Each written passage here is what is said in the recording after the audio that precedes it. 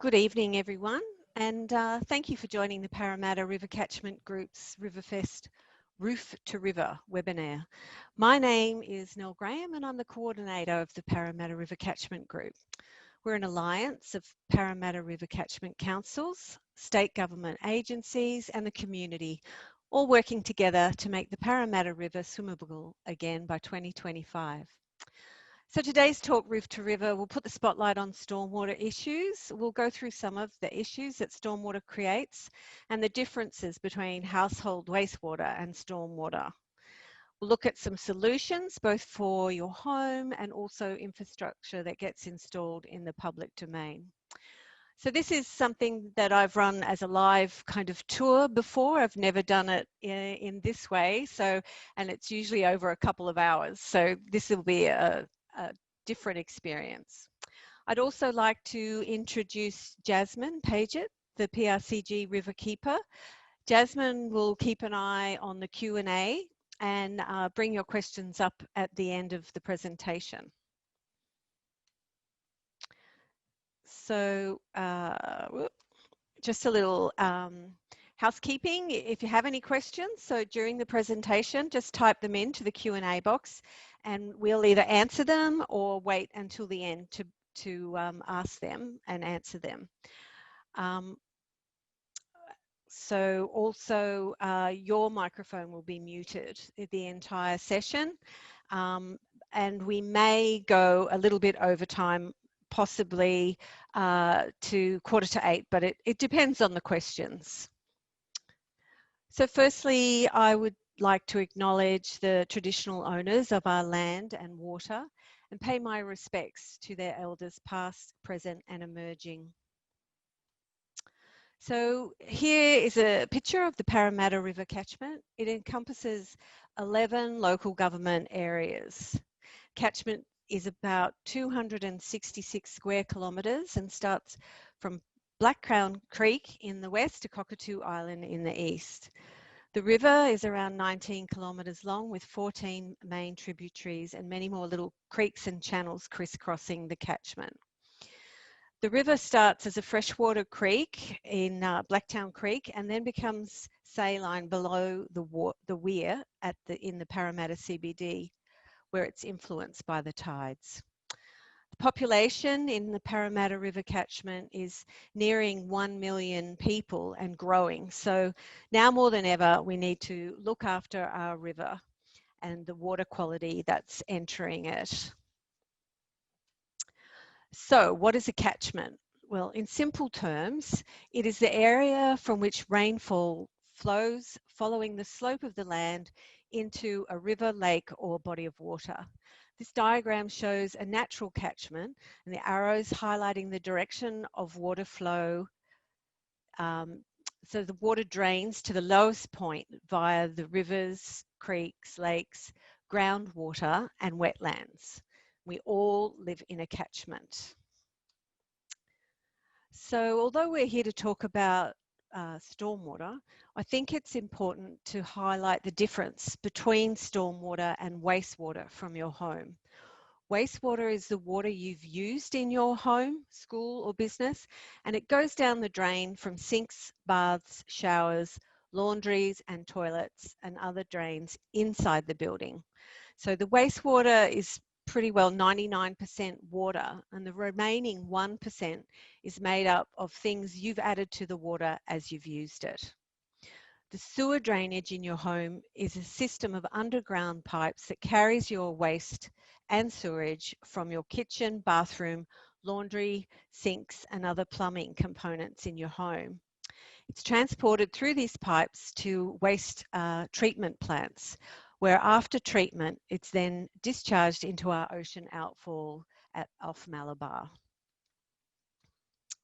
So the reason I'm talking about stormwater this evening is that research has shown that many people don't understand what stormwater is. A survey replicated across 3 capital cities in Australia found that 30% of people didn't know that stormwater wasn't treated. Less than 30% didn't know there were separate systems for stormwater and for wastewater. and that stormwater carries with it invisible pollutants as well as litter as it travels to our waterways. So stormwater drainage is any water which runs off a site due to rainfall. So when we're talking about the stormwater drainage in your home, we're referring to stormwater as any rain which runs off your roof, driveway, roads or pathways, through our gutters and down pipes out onto the street. This water then runs directly into our waterways and does not get filtered in the process. On its journey along these hard surfaces, it picks up and carries any litter, leaves, and sand or soil lying there. So anything you leave outside on a hard surface can get washed away during rain.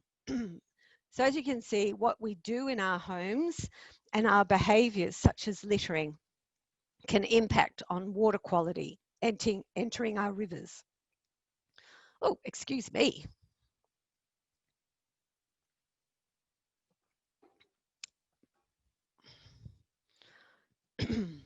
These hard surfaces are called impermeable, as water cannot flow through them. And natural surfaces such as grass and other vegetation are permeable, as they allow the water to travel through them down into the soil. Excuse me. When you think about stormwater and land management, there are many stakeholders involved, and council plays a large role in managing stormwater, as well as state government organisations such as Sydney Water, who manage large trunk drains and channels, and Transport for New South Wales, as they build and manage the larger roadway systems.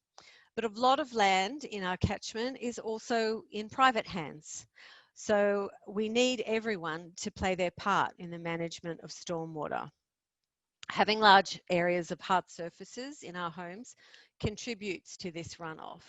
And this little land use map just shows that the pink and red and or all the pinks actually, they're pretty well residential land. So, you know, the majority of the catchment is in private hands, except for all those roadways that crisscross them. So a natural catchment, the rain falls on the ground and can infiltrate through the soil and vegetation. And this allows the water to filter through the soil and recharge the groundwater system, and making it available to plants before it permeates down to a waterway. This is called the natural water cycle. In contrast, in an urban catchment that has a lot of hard surfaces, such as roofs, pavement and roads, there's less open ground and vegetation for water to infiltrate. Therefore, it runs away on these hard surfaces with nothing to slow it down. On its journey, it picks up speed and carries everything in its path. I'm sure we've all witnessed that in a rainstorm. So water sensitive urban design, or blue-green infrastructure as it's also called, are systems which are designed to slow or capture rainfall and to mimic the natural water cycle. So water sensitive urban design uses better urban planning and design in the built form and landscape. And it's designed to contribute to reducing the quantity of stormwater runoff, improving the quality of stormwater runoff, protecting and restoring creeks and rivers, improving wildlife habitat, improving the appearance of streets and parks, and cooling our local environment by retaining the water in the landscape. So water sensitive urban design tries to mimic nature and hold water in the landscape so that it can replicate the natural water cycle. So there are many things you can do around the home to improve water runoff, like pick up rubbish and litter, sweep up garden waste like grass, mulch and soil, and put it in your green waste bin or compost. Surprisingly, the amount of leaves that flow into rivers now cause problems, and you might think that leaves are natural, they wouldn't cause problems, but the amount of leaf litter that ends up in the waterways, as it breaks down, it eats up the oxygen in the water and, you know, can kill the aquatic life. So you need to pick up your pet waste, wash your car on the lawn, minimise the use of fertilisers and chemicals in your garden, especially if it's about to rain. Dispose of detergents, chemicals, oils and paints at community recycle centres, not down the drain. And of course, install a rainwater tank. So generally, most water is used in the home, it is in the shower. Not all water used in the home needs to be at a drinking quality standard. So for example, rainwater can be used for outdoor use, such as watering your garden or washing your car, or indoors for flushing toilets and washing clothes. All this could be replaced with harvested rainwater or recycled water. What is that's equal to approximately 55% of the water used around your home, which could be replaced by harvested rainwater. So rainwater, when it falls on your roof, is relatively clean, and it's only when it starts to run off into the street that it becomes stormwater and collects pollutants. Water sensitive urban design solutions are rain gardens, permeable paving, rainwater tanks, stormwater harvesting. These try to reduce the amount of water flowing through the stormwater system and either slow the water down or cause greater infiltration into the groundwater system, capture the rainwater or hold it on site to release it when the rain stops. These devices reduce the opportunity for the runoff to collect litter and pollutants along the way. Rainwater tanks collect and store rainwater from your roof. They can be plumbed into your home to flush toilets or wash clothes, as well as water the garden. Sydney receives enough rain annually to be able to supply water to your home without running out if the tank is sized properly for your household needs. Permeable paving, as depicted in the photos, reduces runoff because it allows water to penetrate through the soil. This also helps reduce pollution and flooding and also controls erosion. So different materials for permeable surfaces include crushed gravel, mulch, permeable pavers that have gaps to allow vegetation to grow. Water sensitive solutions for apartments are similar. So rainwater tanks can also be installed. Permeable paving can be used and in this case, it's a common driveway for townhouse complex. Another way to hold water for slow release into the environment after a rain is an on-site detention basin. And the example on the right shows a garden which can hold water and then drain away after the rain has stopped. So this helps prevent flooding and minimises flooding, but you can use it when it's not raining. You can create a small rain garden directly under a downpipe into a raised garden bed, or build a dry creek bed where water flows through your property, reducing runoff and increasing infiltration through the surface and into the ground. It also adds a lovely feature to your garden. Rain gardens are designed to filter stormwater entering our waterways. They are made with a special mix of soil and plants that take up the nutrients in the polluted water. And so this diagram is showing the water coming in and pooling in the vegetation where it filters down into the soil, taking out the nutrients before it enters into the stormwater system.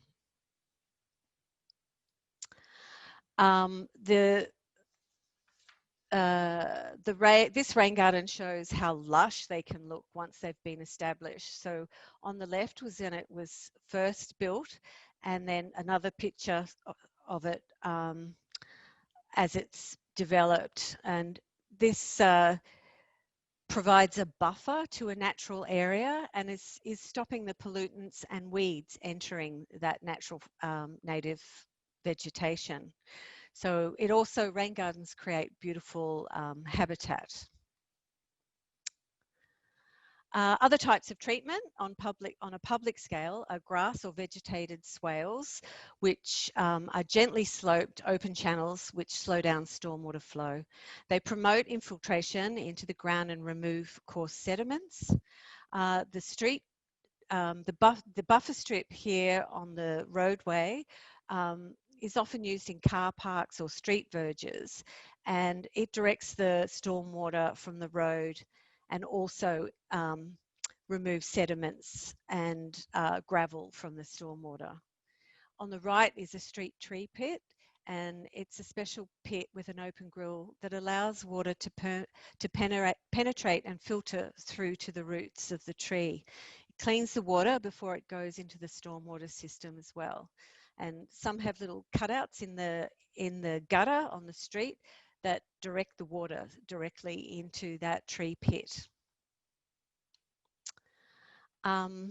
Constructed wetlands are another method used to improve water quality and habitat. Water enters the system across the rocks and, across the rocks and into that first basin that you can see, and that's called a sediment pond, and that's where any sediment that is in the water drops down to the bottom. Then the water travels through to the next basin where it's heavily planted, and then the plants move those nutrients. Generally then the water travels through another pond and can then enter the waterway in a much cleaner state.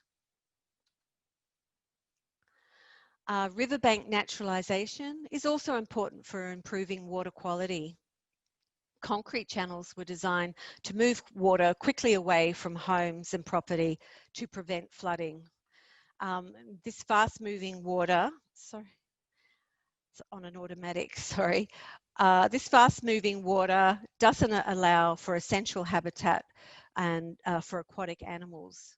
Our concrete channels used to be natural rivers, creeks, or chains of ponds that only connected when it rained. So Sydney Water has started to replace deteriorating concrete channels with more natural banks, as you can see in this photo of Powell's Creek. On the left is the before and on the right the after. And so the more natural banks now provide habitat and slow the flow of water, and so many of these naturalized banks then see an improvement in aquatic animal life. Another system for treating and capturing litter is gross pollutant traps. So the diagram in one shows, what is a gross pollutant trap looks like. And they collect litter, leaves, and coarse sediments carried by the stormwater.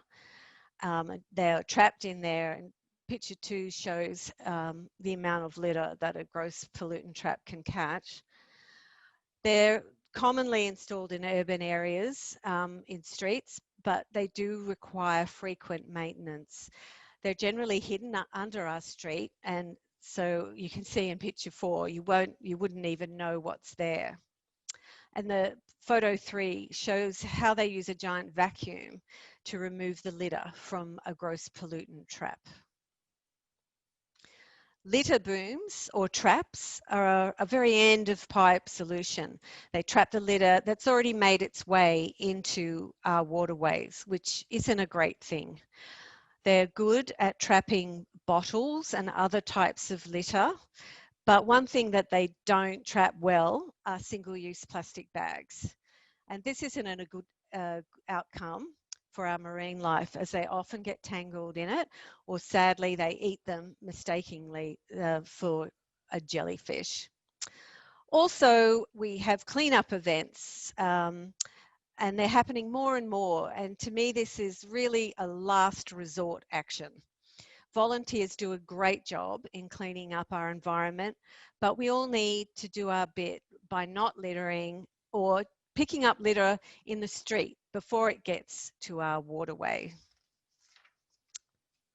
So in summary, stormwater is a separate system to wastewater. 55% of water used in your home could be replaced with harvested rainwater. Water-sensitive urban design mimics the natural water cycle to keep water in the landscape, reduce runoff, improve water quality, improve wildlife habitat, improve the aesthetics of our park, and hold water in the landscape for cooling our environment. You can improve the quality of rainwater leaving your property by using water-sensitive urban design, whether in your house or an apartment. Obviously, you need to work with the strata if you're in an apartment. And rainwater harvesting is a good way to reduce stormwater leaving your property during rainfall. So that concludes my presentation. I hope that I've been able to increase your understanding of stormwater and some of the issues and how to solve them. I'll open it up for questions now if you've got any. There's been no questions so far. Do we have any questions? You just type it in. So while people might be thinking about a question, Yep.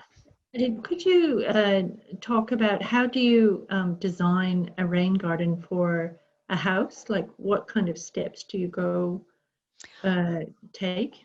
Okay. Well, some of our councils have workshops that you can sign up to. So the Inner West has one already, and I think Ryde has run one.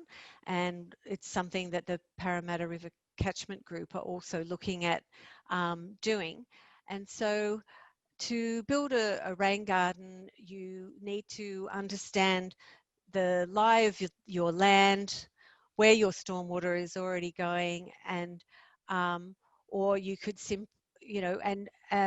and use some expertise that you gain from these workshops to build a rain garden that has the correct soil mixtures and layers to remove the nutrients from your stormwater runoff. I think there's a question there. Does that answer that question, Jasmine? Well, it's a big question. I know it in is a big workshop question. workshops make quite a bit of difference because you can see what you're doing. That's but right. That's important just to mention about the workshops and the capacity to think about the soil mixture as well. That's really important. The question is, what are the government or council requirements around harvested rainwater? Okay, so I guess every council has their own regulations, and up to a certain size rainwater tank, you're allowed to put them in as complying development. Some councils have, if you've got heritage concerns, really you need to look on each individual council's requirements, because there's certain places that you can and can't put them. So yeah, I can't really answer that question broadly, but councils also have a rainwater tank workshop, which if you're in the Parramatta River catchment, Inner West has a rebate scheme, and you have to attend their rainwater workshop, and then you're eligible for a rebate, but you have to live in the Inner West area, so unfortunately. Yeah, have a look on your council's website to see what requirements they have. But generally, you really should get a good plumber who's experienced in installing rainwater tanks to come and have a look and get the rainwater tank sized to your household needs. So so that you can plumb it in for flushing your toilet or washing your clothes and watering the garden. So for example, I have a 3,000 litre water tank, and there's 3 people living in my home, and that's plumbed in to the toilet and the washing machine, and it waters the front garden, and we never run out of of rainwater with 3 people using that water, but I do have another 3,000 litres in the back garden just for the garden. So most of that water gets used for the household uses. There's more questions coming in. Hurrah! Oh, no, it was the questioner has said that you've answered her question regarding the toilet and the washing machine and such like. Thank you. Oh, good. I'm glad. But it's always good to, you know, get it sized to your use. You look at your water use from your Sydney water bill, and then a professional can help you size that to the right appropriate size. Any more questions? No, there isn't. All right. No. So we've actually finished on time. Well done. Because if there's no more questions, we will conclude. So I thank you, everyone, for joining us this evening to learn about stormwater and for asking those questions. And you can find out more about the remaining of our Riverfest events at our website at ourlivingriver.com.au /Riverfest. So come along and join us next week on Tuesday evening. We're talking about our swim sites on the Parramatta River, so that should be interesting. And we've also got during the day, I don't know what day, is it Thursday, Jasmine? The live Eagle Cam. So looking it's at on Wednesday the 28th. Oh, sorry, Wednesday the 28th. Learning all about what's it called? The white sea eagle. That's right, white-bellied sea eagle. White-bellied. And their chicks. Yes. Yes, and their chicks. So we've got a camera that is monitoring the nest at the Sydney Olympic Park. So very interesting. Okay, well, that concludes that. Thank you, Jasmine.